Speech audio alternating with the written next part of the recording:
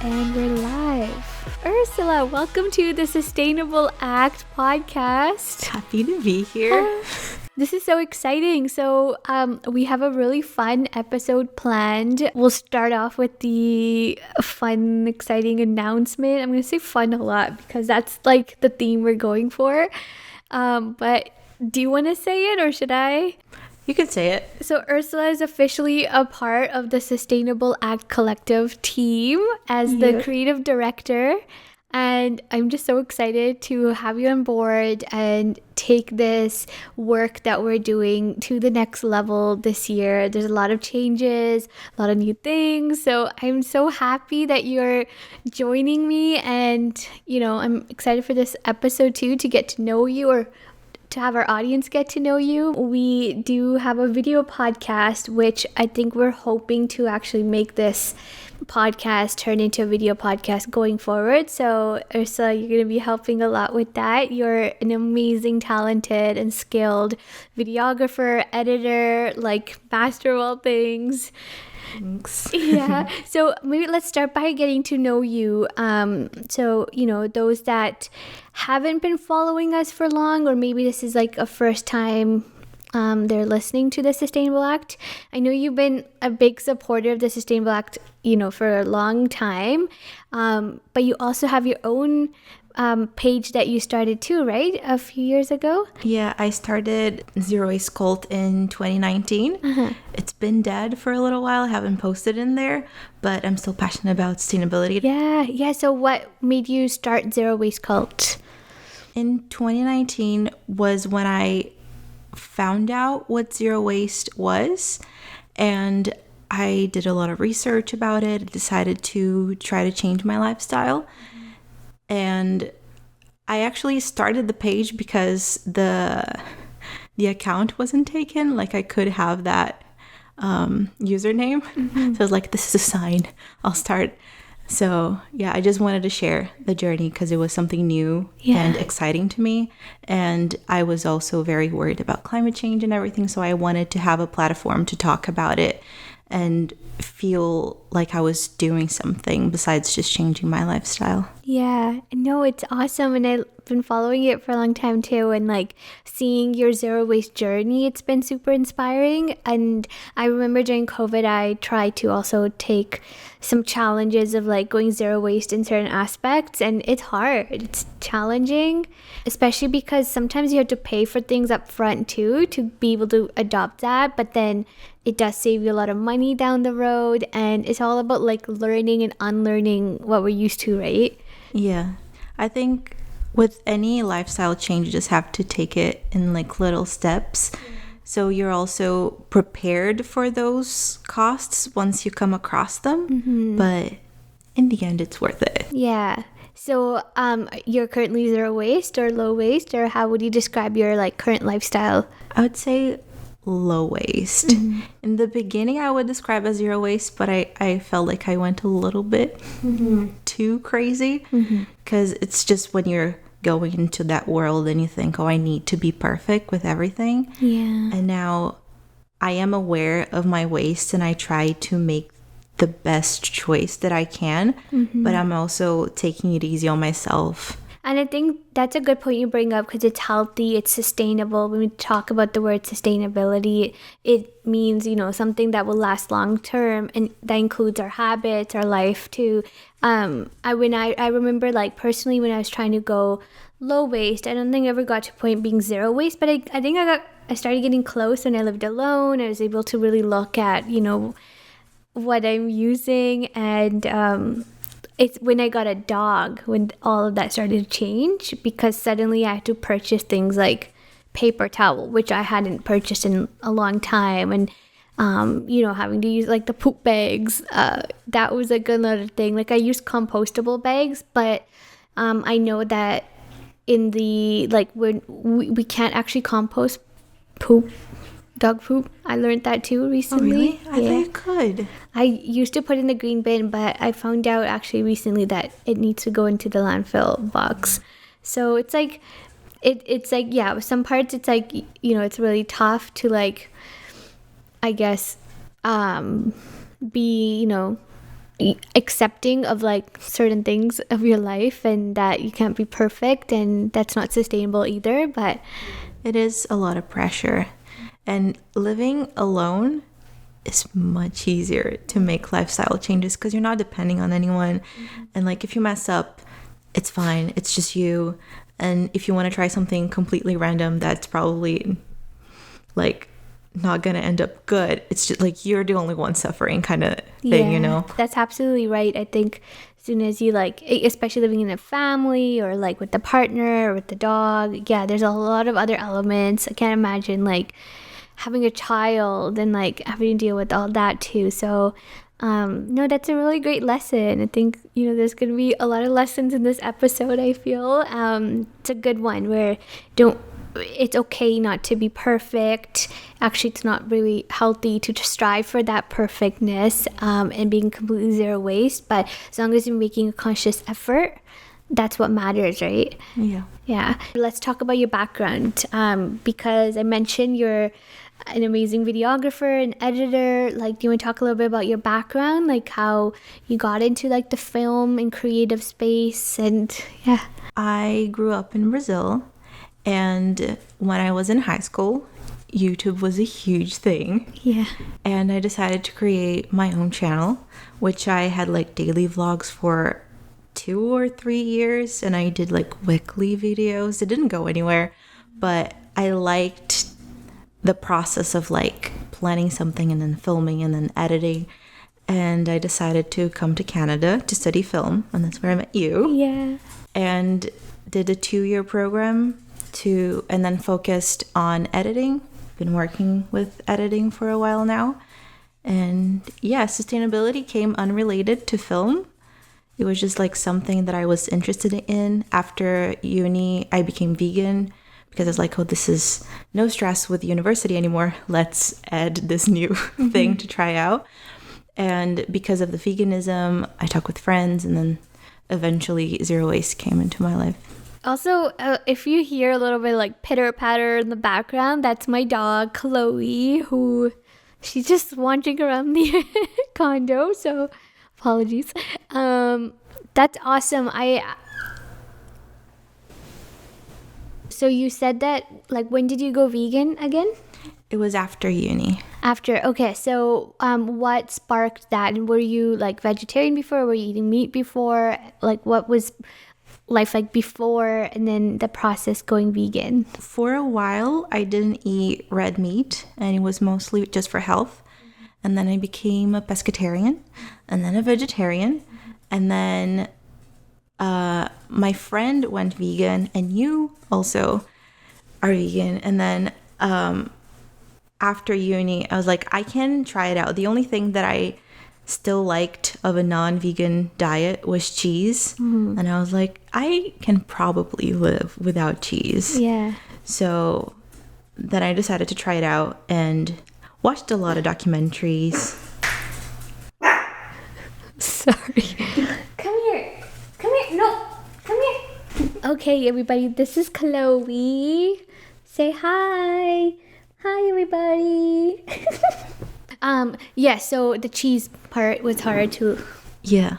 And I watched a lot of documentaries. It made sense to become vegan. So I was like, I'm just gonna do it. Yeah. And was it hard? Like, how was that transition? Like, it seemed like you went through a few diet changes instead of like cold cutting out, which I'm sure that's really difficult to go like 0 to 100. So, but how was it like going without cheese, going without all the things that you no longer could have, or even just because when I went vegan, I'm no longer vegan, still vegetarian, but when I did go vegan for a bit, it was hard to go like eat out with friends, or like totally different way of grocery shopping, ingredient. And when I remember when I went vegan, it was even harder. There wasn't as many options as there is today. Yeah. Because I still go for vegan cheese and vegan meats and stuff, but yeah, like how was that? Because I know that after uni, that was still like quite a few years ago. So how was that transition? I think because I took it in steps, it was easy.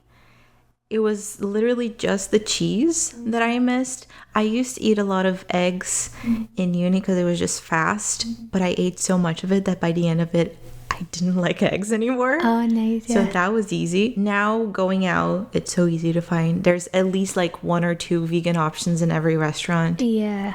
And yeah, I think going vegan now, it's easy. Yeah. But taking it little by little, it's also the best way to do it.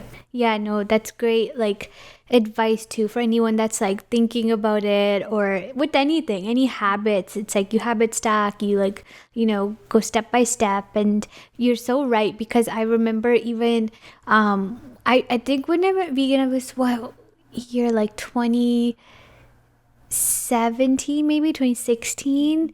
And it was super difficult, like you said, even for like, there was like maybe the only vegan cheese option there was Daiya cheese, and at that time Daiya cheese was not that great. Now it's like really good. I think they changed their recipes because it's like actually pretty good. Like, I'll get slices of cheese or like shredded cheese and it melts well, but back then it tasted like not so great, like kind of like rubber, where I was like, I'm not gonna eat this. And then even when I was traveling, I went to Europe in 2018, and just being, I think at that point I was like, okay, I can't be entirely vegan in Europe. But it was hard to be just vegetarian too, because it was such a like meat and potatoes, like kind of wherever the places I went to, it was so hard. Especially when I'm like, I don't want to just eat a salad the whole time. Now, like, I went to Europe last year and there was vegan options everywhere.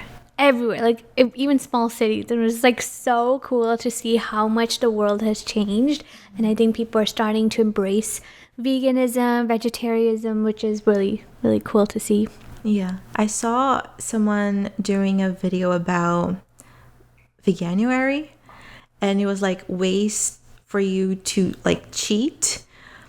And my favorite one was like a tag team of vegans. So like you had 2 people and then you had like days off, and in between the 2 people you had one full vegan. And I think that's a great way for you to slowly transition as well, to have someone else do it with you. Yep. And then by the end of it, you could have 2 vegans, but during the whole thing, you have one full vegan kind of thing. And I thought that was very smart. Yeah, I love that. I think like, it's like with anything, like even working out or like, whatever it is, like having a friend or a buddy or someone you can do it with, it makes it more fun. You can hold each other accountable. You can try new things. I think it's a mindset too. It's not you're restricting yourself or you're taking away something. It's, like learn a new recipe or incorporate something you, may not have been like able to or tried, like cooking with some new vegetable or protein.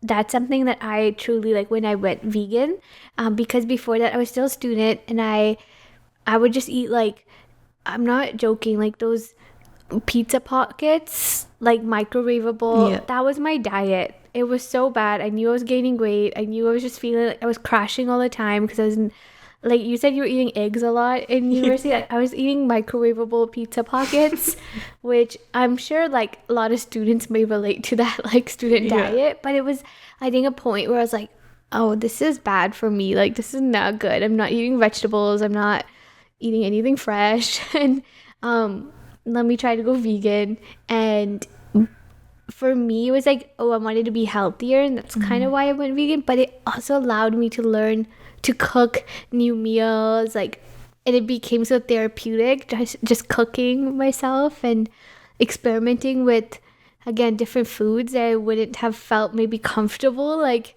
purchasing and cooking or chopping, or because I think sometimes that when it's hard, you don't tend to do it. Like, I think I got better at cooking after went vegan. Yeah. Because you're willing to try more things. Yeah. And if you're not in a vegan diet, you kind of just keep eating what you're used to, like your whole life. If you eat like beef, rice, and beans, and you're just going to keep going. Yeah. And since going vegan, I just decided to explore other kinds of cuisines and stuff, and just learning about seasoning. Yeah. Yeah. And it's not just eating salads every day. Yeah. It's like back when I went vegan, I remember that still was now it's so mainstream too, especially living in like Vancouver, where it's like it's such a like normal thing, and you know, I feel like anyone I meet, there's always one person in the group that's either vegan or multiple people or like gluten free or a lot of, you know, different diets and stuff. So it's like more mainstream. But even back then, I remember there was that not stigma. I don't know if stigma is the right word to use, but like I guess this assumption, or just kind of because it came a little bit like across as mocking too. It's like vegans just eat grass or just eat lettuce or they have a rabbit diet or whatever. And I think that was like far from the truth, because like you said, like when we started experimenting with cooking and seasoning and all the like new things you could create, that were like endless options. And even now with all the new options coming out, it's always so fun trying new things. I like potato TikTok. And it's just like potato recipes.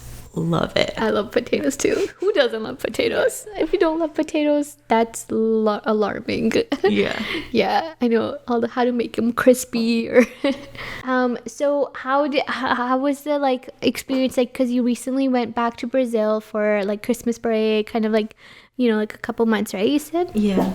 How was that, like how is it being vegan while living at home like for a bit, and how is your family like react to it, or is it challenging? Now there's a lot more vegan options in Brazil than it used to, and it is easy to buy like pre-made vegan food there, which I was very impressed. Nice. I do think that the hard part about going back home, like it's not hard for me not to eat meat.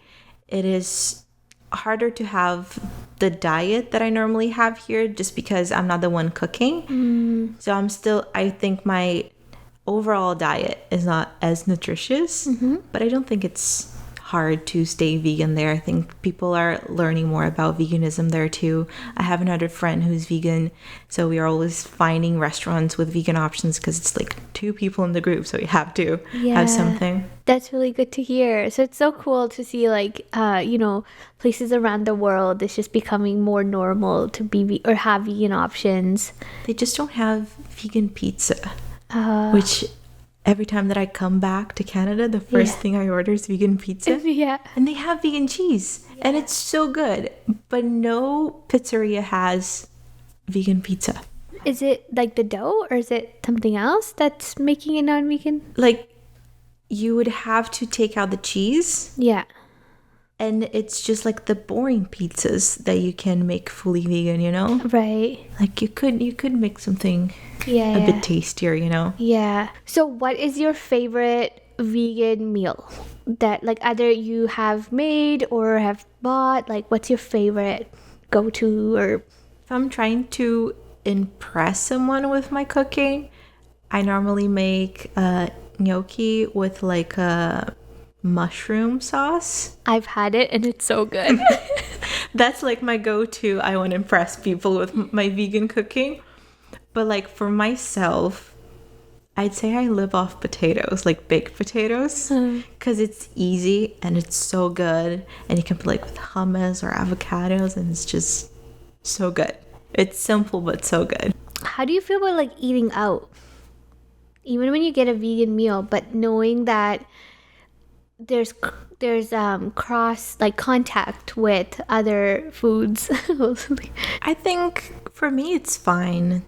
I don't mind it that much because I'm like, there's just so much I can control. Yeah. And I believe in voting with your money. I'm still like spending my money on that specific meal, not in other stuff. So I'm okay with that. I do like going to like vegan restaurants and supporting that. But if I'm out with a bunch of friends who are not vegan, like I'm not going to force them to go to a vegan place. So I don't mind that much. Like I don't have allergies or anything. I used to eat meat before. So I'm like, it's okay. Yeah.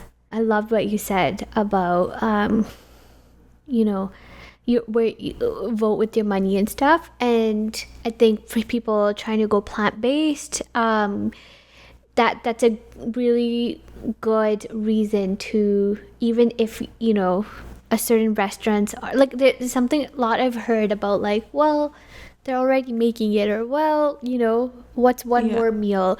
But it's so true. The more that people learn about veganism, plant-based diets, not only for the planet, for the animals, for the carbon emissions, but also for your own health, and you choose to spend your money on that, that shows restaurants, that shows chefs, that show like, you know, a lot, like all the supply chains, that's in demand. Yeah. And it's so cool because I've watched panels, I've listened to people talk about, even the CEO of Impossible Foods. I was sitting on a panel where he was talking about, you know, how a lot recently, there's all these like ads coming out where it's like, vegan meat is processed food, it's bad for you, this and that.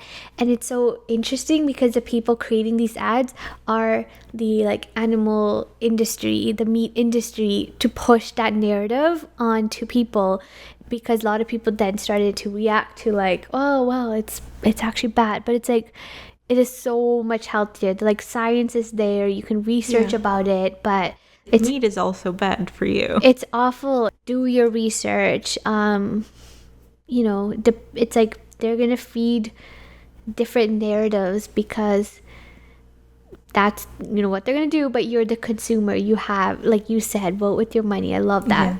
And also about like meat being bad for you. In Brazil, there's a huge meat culture.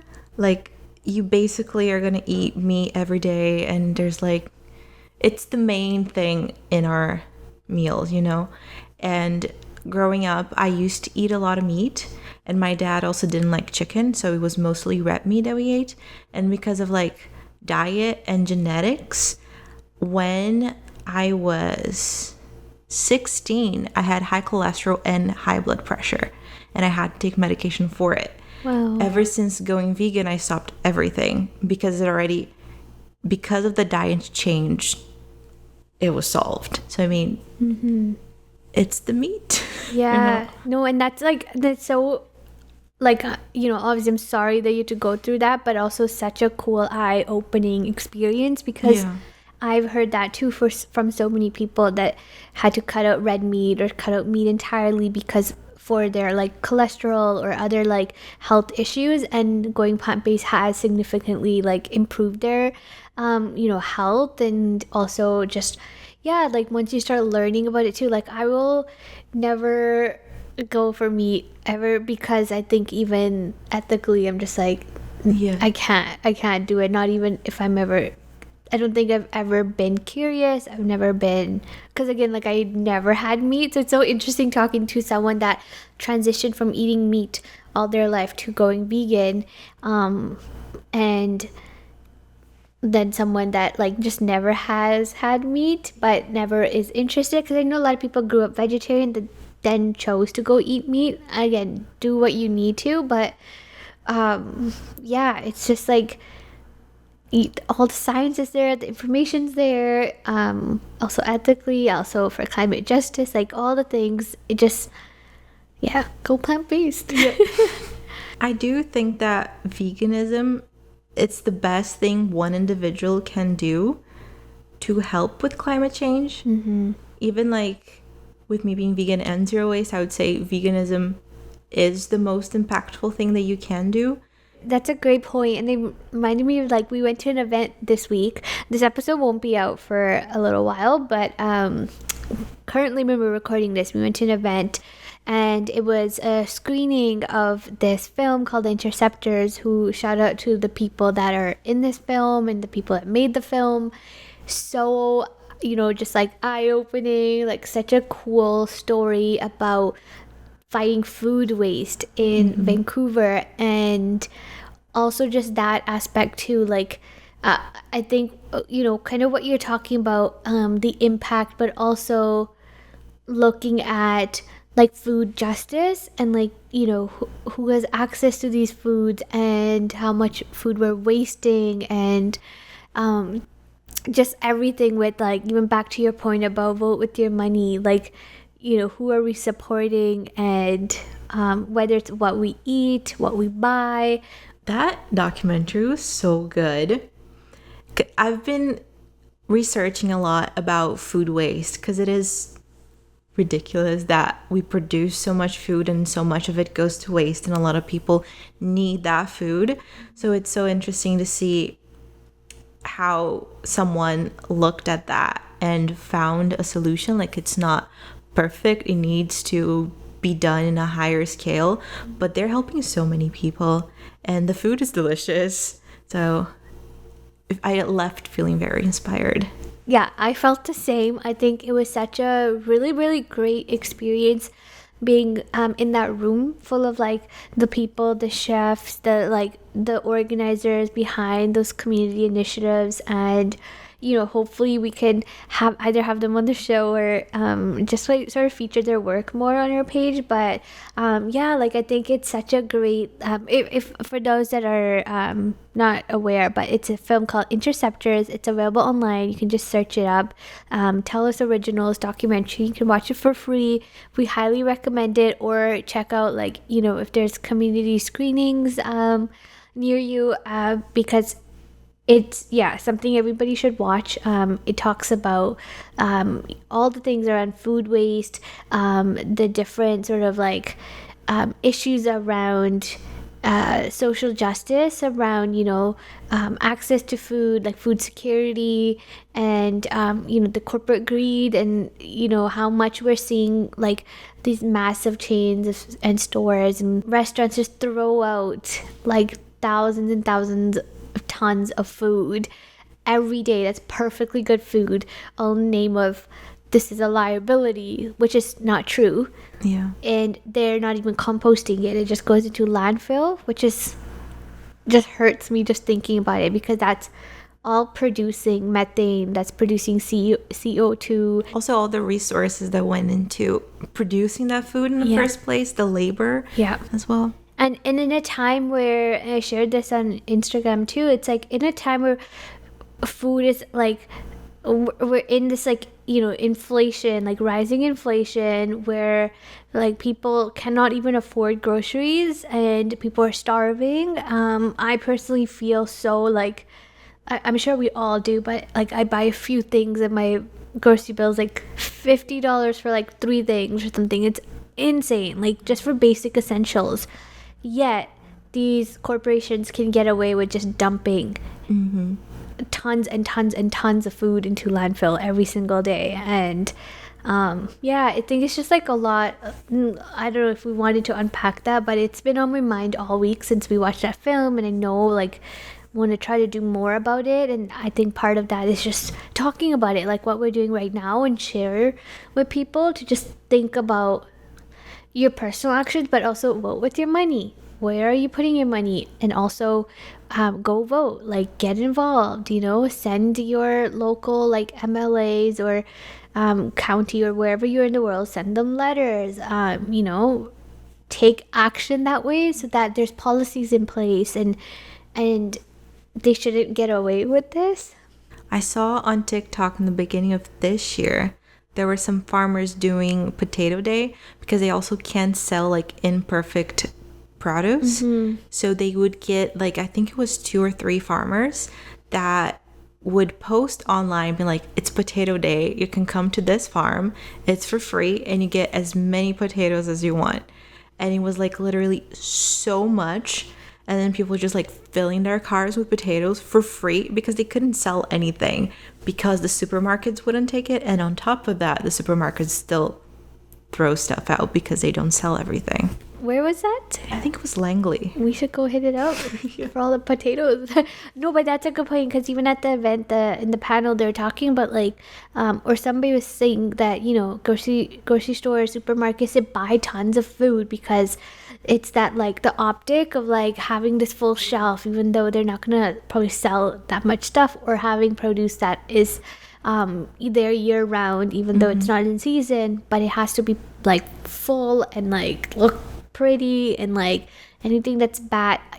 I even share this on Instagram too. If follow the Sustainable Act on Instagram, so you can keep up with all this. But another thing I try to do, which is so small when we look at overall the impact and what these corporations need to be doing,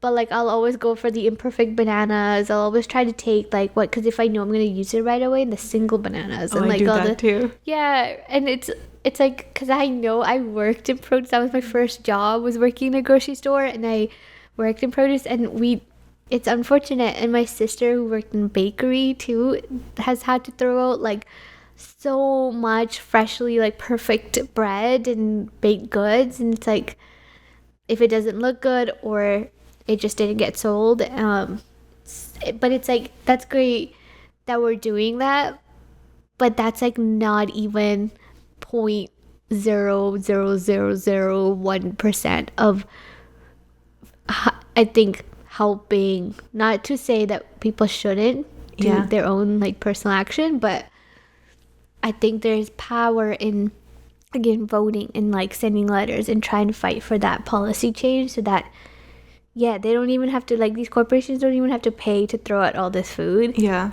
And then these initiatives that like at the film screening, like these are people like volunteering their time to go like rescue food. There's people that are paying out of their own pocket to go like salvage food and then make meals, like they're paying for it. Yeah. Whereas like in these, like, especially the grocery store corporations that are walking away with multi-billion-dollar profits yearly, like, gross. Yeah. It's very frustrating when you're doing your best to live the most sustainable life possible, and then you just look at big corporations, like people taking private jets, and you're like, I was about to say, like, we see so many memes where they're like, oh, I'm using a paper straw, but so-and-so can just, like, take a private jet for 20 minutes. Mm-hmm. Yeah, it's, like, all the things wrong in the world. Yeah. Yeah. No, I know, I feel like we could talk forever about all the things, but definitely, like, what would you say is, like, the, lesson here? Like, what would you want to tell people listening based on all the things that we're talking about? Everyone should be informed. Like, keep up with the news and everything that is going on. I think communal action is the best thing. So if there's like strikes and boycotts, like focus on that, because it's like a bunch of people coming together for one specific target, and I think that's very impactful. Mm-hmm. And then for like individual action, just like try to do your best, but don't be so hard on yourself, especially because big corporations are doing much, much worse. So if you can't be fully vegan, that's okay. If you can't try to be low waste, that's okay too. But just try your best, vote with your money, and hopefully things will get better soon. Yeah, I love that. This has been so amazing. Thank you so much for sharing all your thoughts and your wisdom. I think we had a really great chat, right? Don't you think? Talked about going vegan and having that, like, lifestyle. I think talking about being zero waste versus low waste. And I hope, like, our audience, feels like they got to know you a little bit more. We got a lot of new things in the works. As we are recording this, we're planning a lot of new things. So I'm so excited to be on this journey with you. Ways you can support us for free and it helps us tremendously is leaving reviews, rating the show, subscribing, and sharing about the podcast. That just goes such a long way. It's free, it takes a minute, and it supports us in so many ways. I'm really happy to be doing this, to have joined the Sustainable Act. When I was doing Zero Waste Cult, sometimes it felt very lonely and like shouting to the void, and like joining you and having someone to work with and be able to like dream bigger feels so good. So I'm really happy to be joining the team. Thanks for having me. I feel the same. Yeah, it's fulfilling when you get to do this together, and I'm so excited to be doing this with you. And I hope to meet more people that want to join the collective, just want to join us, do good work, and make the world a little better. Yeah, amazing. Well, thank you for this lovely interview, and yeah, and we have so much more to do, more work. Every other Monday, we will be launching a new episode with a new leader, or even if it's a little chit chat. So yeah, I hope you join us, be in our little corner, and I'll see you again in the next episode.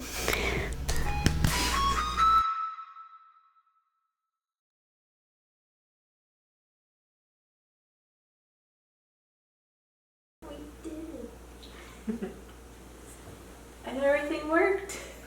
Yeah. Oh, it's gonna be an editing nightmare though.